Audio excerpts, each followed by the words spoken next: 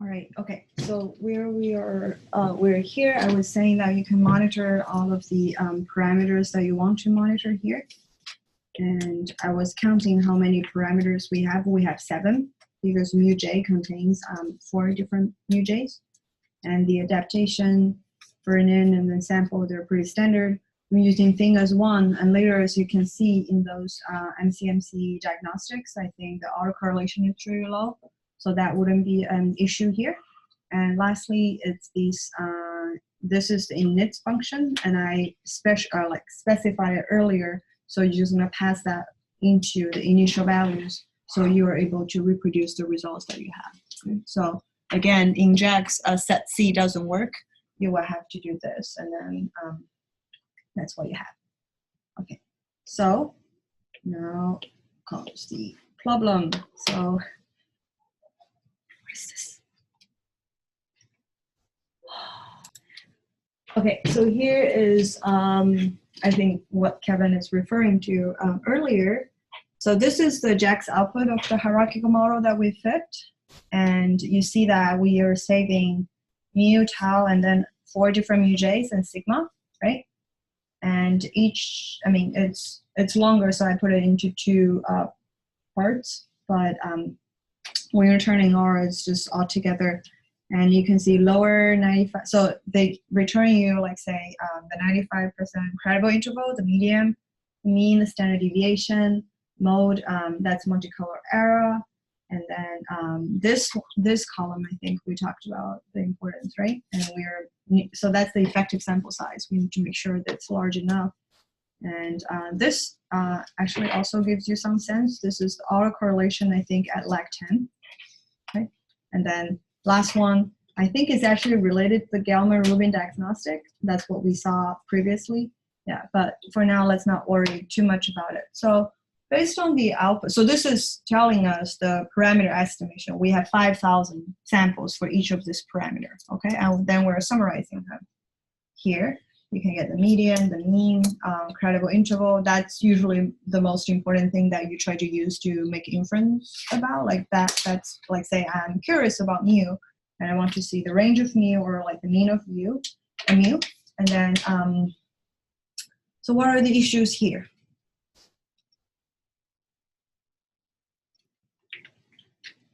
That you can think of?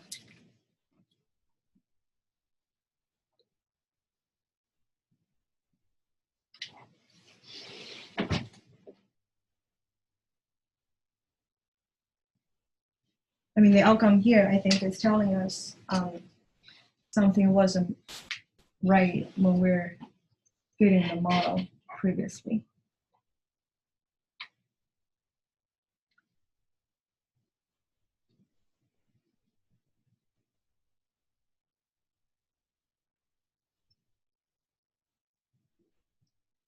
You can talk to your neighbors really quick, maybe. Okay, anyone? Yeah, Eric? One thing that Kevin and I mentioned was that the effective sample size wasn't consistent throughout each variable, and that like for the sigma, because of the low effective sample size, there's going to be high autocorrelation for like the lower sample size. Okay, so this is talking about this column. So remember, in MCMC diagnostics, we talk about effective sample size. So this is out of 5,000 samples, right? So if the effective sample size is telling you how the equivalent independent samples that those samples have, right? So we have 5,000 MCMC draws, and this column is telling you for this 5,000 MCMC draws, how many independent draws they are equivalent to. Okay. So we want them to be high, and you might be wondering, okay, how come you can have 5,379, right? So that's not an error, by the way. That's more about, I think, how the effective sample size is computed, and sometimes when you are having negative autocorrelation, they're gonna bump it up. Yeah, so that's not so much the issue, but Eric's point is for some of the parameters, the autocorrelation are low. I mean, almost as low as like 0, because for mu, tau, mu J1, mu J2, and also mu J3, mu J4. All of them are, if not 5,000, it's like close or like even above it. Whereas sigma seems to be the parameter that has more stickiness in terms of if you're later going to look at the trace plot. But overall, I would say with effective sample size more than like close to 4,000, I wouldn't worry too much about that, because pretty much you're summarizing equivalent to 4,000 independent Monte Carlo draws that you have, and then that should be okay. No, but good catch. And then I'm glad that we get to talk about the positive, like above 5,000 case. Yeah. Okay. Anything else?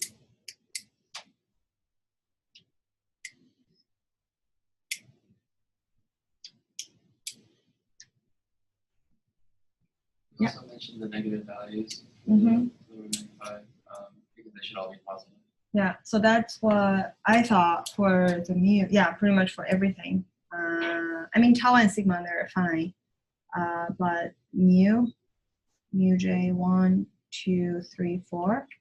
So again, okay, let's do it one by one. So the 4 in a row, the mu J 1, 2, 3, 4, they are the mean rating of the normal model that you specify for the outcome. Right?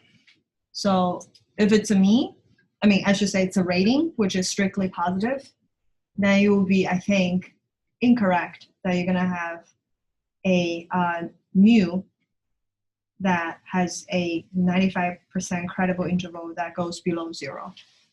Mm-hmm. Yeah, That's go ahead. Expected, right? What do you mean by expected?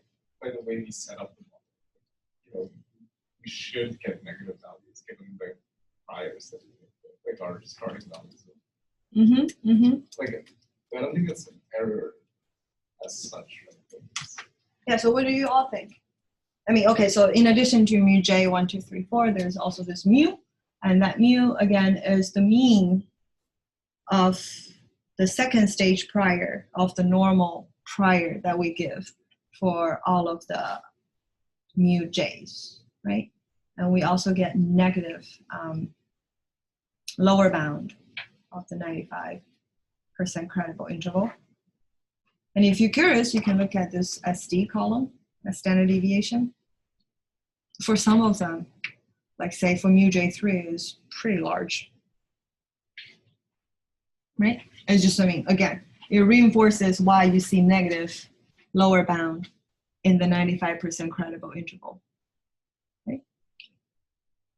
So what do you think? Like, does it mean that we didn't fit the model right? Or does it mean that we should change the prior? Or anything else that you think is worth doing? The thing is, when you try to interpret the results, negative mu doesn't make sense. That's what I'm trying to say, okay? It might just be because of the data set.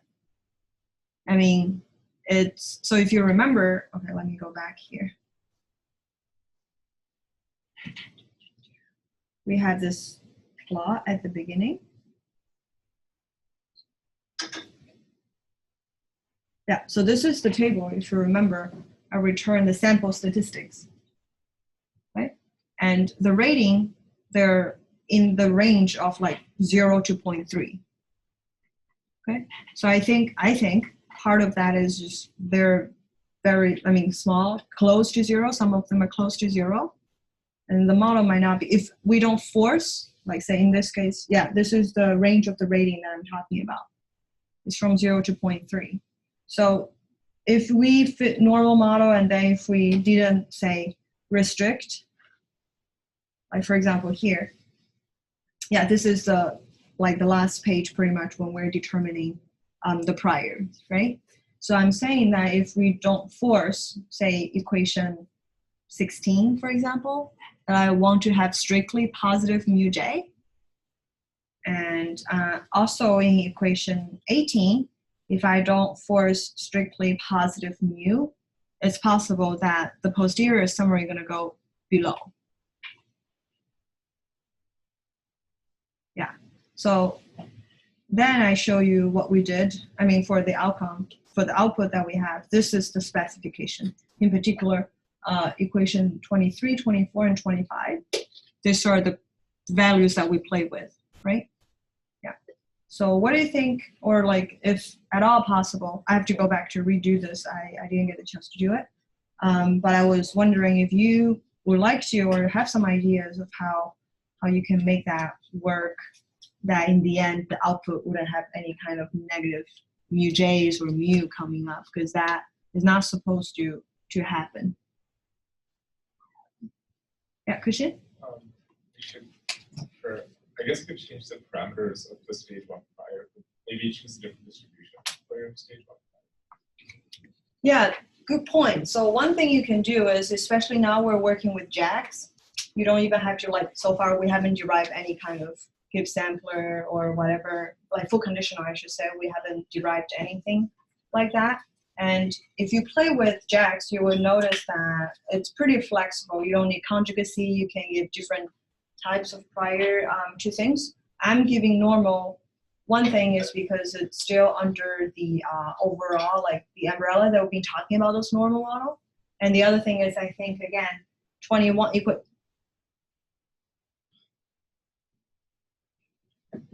We should be fine, I think. Yeah. Equation 21.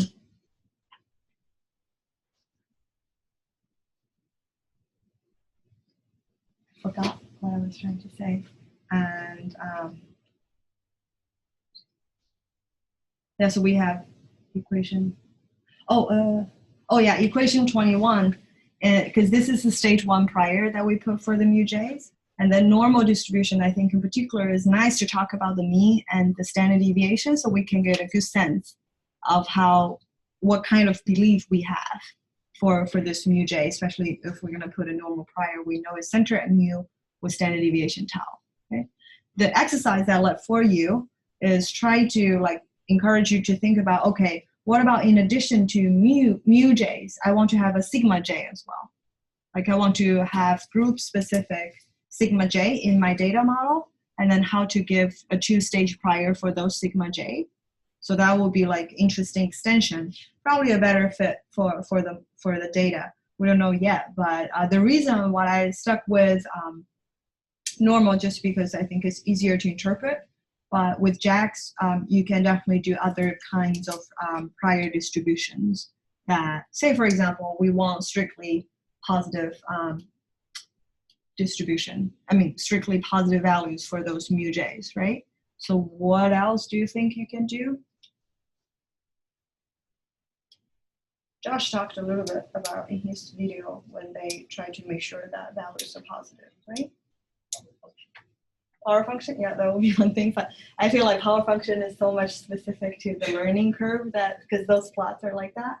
But yes, that will work. Anything else? Gamma is always positive, FYI, but it's just not typically given as a prior for me, but it doesn't mean that you cannot do it.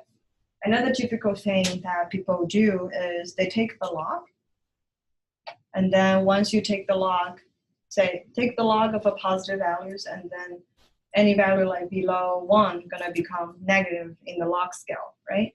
And then if you model the log scale data using a normal, then when you unlog it, do the transformation back, you will always have positive mu j, for example, right? So that will be, I mean, probably will be something interesting to try. But again, the interpretation or interpretability might not be as good as what we have right now. Okay. Mm-hmm.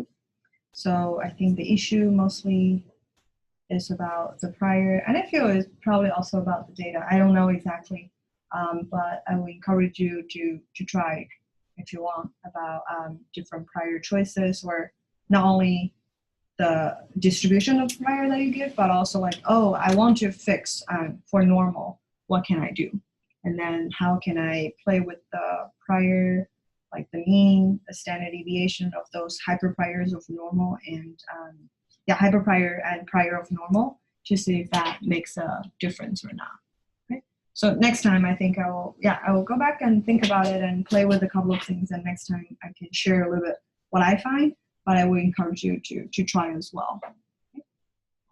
And then typically you can get those outputs. So this again is, so you notice that the plot and then posterior, I'm choosing bars to be mu j and then bracket 1. So I'm just returning the first, mu j1.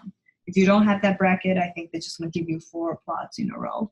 But that's fine. Depends on what you're trying to look at. So stickiness, I think, is totally okay, right? Yeah, on the trace plot, and then also autocorrelation plot gives you very low autocorrelation after first lag, so that's good.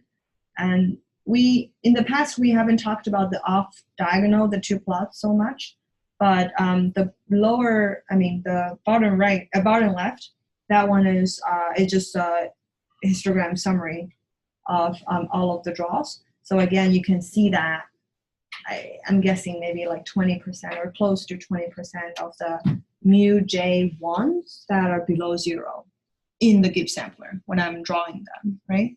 So that, again, I think is an issue. And it shows up in those output that you see, but also it shows up in those kind of summary. And similarly, you can do that for tau. And in this case, yeah, like trace plot is fine. Autocorrelation plot is fine as well. So these are important things to check for MCMC diagnostics, and then also for output like production. So two other things I want to talk about in the whole hierarchical modeling framework, and then I'm going to talk about something else. So one thing is the shrinkage and or / pooling effects.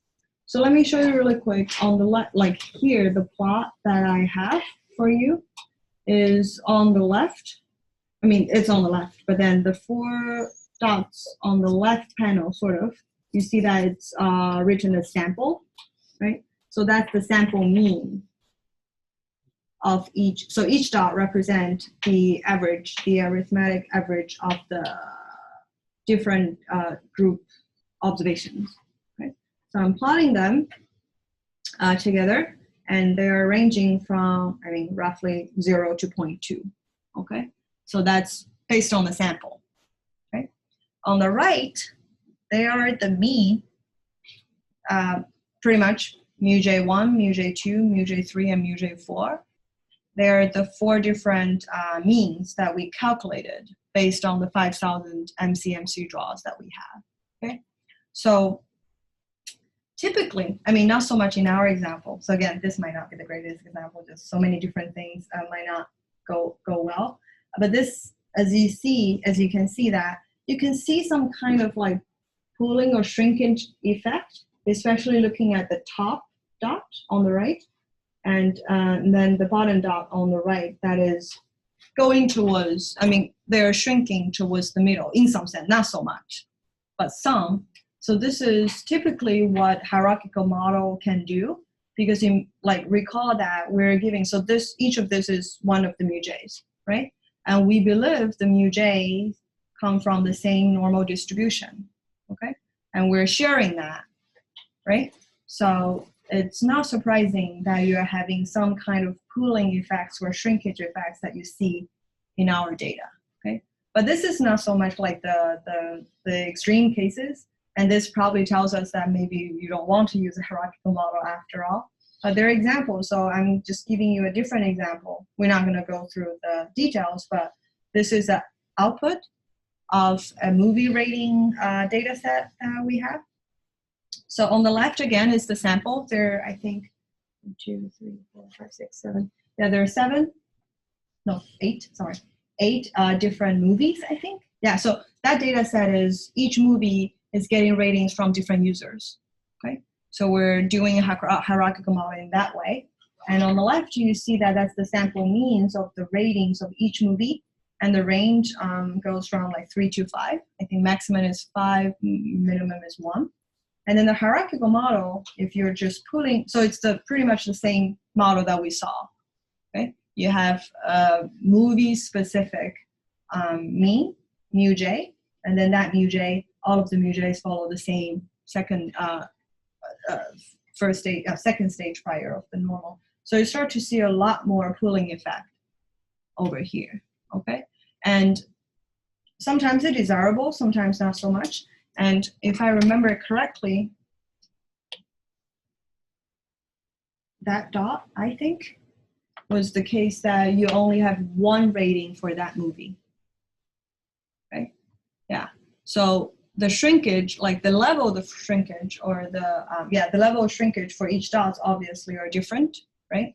But for some of them, especially the ones that with very low sample size, you might be put together to the center much more than the other ones, okay? Just because overall it has a higher variability. Okay?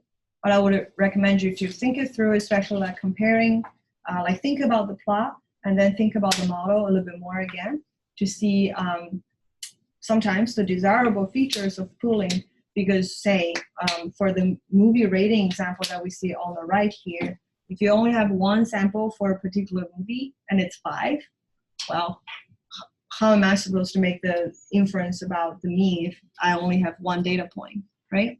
And then that might be, it might be just by chance that for this particular movie, the user rated really well. But if I were to get a little bit more information from other users, I might not see as extreme as this, right? And then I still want to give accurate or like more valid inference about the mean for that. I mean, the mean of the rating for that movie, then it might be a good idea to use hierarchical model. Okay? So you wouldn't get something as extreme, say like what you see over there for that dot. There's some pooling down here as well. Okay, they go up and this one goes down. Okay. Yeah, so this is, I think, some interesting explanation that you would be expecting if you're doing it in the hierarchical model sense, and then think about, link the effects that you see to the model that we constructed, and I think it will be helpful for you overall to understand the features and then the implications of doing hierarchical modeling. All right, so that's one thing, and this is the script that you can use to return that. Another thing I want to talk about is if we start to think about the source of variability in the model, in particular, the variability in the YJs, you can see that we can write the data model in equation 26, like what we used to do, and then also the first stage prior for mu j, as you can see in 27. Okay? And think about why there's variability in YJ. So first of all, if you fix the group, which is in equation 26, right? Sigma is trying to capture the deviation of each observation from mu j. And you can call it within group variability. This is also related to, in other courses that you might have taken, like ANOVA, analysis of variance, they also talk about within group and between group. And also, I think a couple of weeks ago when we were covering the MCMC diagnostics, we introduced the Gauman-Rubin diagnostics. Remember, you run multiple chains and then make sure and start at different points. And they are trying to make sure that eventually they converge the posterior. And the way that you're checking is looking at within chain, I think within chain variability and then between chain variability. You want to control them to a certain level. So you know that, well, I start at different points, but all of the chains arrive in the posterior, like in the range of the posterior distribution that we have. Okay. Anyway, and then equation 27 is talking about the between group variability, and that is on the mu j. Okay, so remember the first stage prior that we put for mu j is we believe all of them come from a normal distribution. So tau is trying to capture that. Okay, so mu j, all of the mu j follows a normal with mu, with mean mu and standard deviation tau. So sigma is trying to measure the within group variability, and then tau is trying to measure the between group variability. So I think this is important to recognize, because if you think, oh, I want to look at, like say, comparing sigma and tau in a way that I will have a better idea of how like my data arises and then what specific features that we have. So you can focus on sigma and tau. The good thing is in the JAGS code, we return all of those samples for those parameters, right? So we have 5,000 draws of sigma, 5,000 draws of tau, If you try to use any kind of Monte Carlo techniques to summarize your relationship, now is the time that you can do it and with the resources to do it. So one thing people typically return is looking at particular ratio, and it's tau square over tau square plus sigma square. And that's just looking at, say, among all of the variability, and we're looking at in terms of variance in this case. Out of all of the variability, what's the percentage of the between group variability over the total? Okay, so you can define this ratio. You can have other stuff, of course, but this is, for example, if I'm curious about the between group variability over the total variability, I can return this capital R. And mathematically, it's tau square over tau square plus sigma square. Okay? And we can summarize them now pretty easily through Monte Carlo, I would say Monte Carlo approximation, because we have 5,000 draws of tau and 5,000 draws of sigma. You can just write a few lines of R script to do that. So, but also, of course, the closer the value of R to 1, the higher the between group variability. Okay? The closer the R is to 0, the lower the between group variability. So the script on the left is how you can extract those draws from the posterior. So remember, we save everything posterior. The string posterior. So we can extract those tau and sigma, and we can compute this R ratio, and then we can plot it, and then also return quantile, say a middle 95% credible interval. So overall, you see that R is always, I think, greater than 50%, right? So overall, you're having a higher source of variability between the group than comparing to within the group. Okay? So that's what some kind of inference or interesting inference that can be done. Okay. All right. So so let me stop here for now.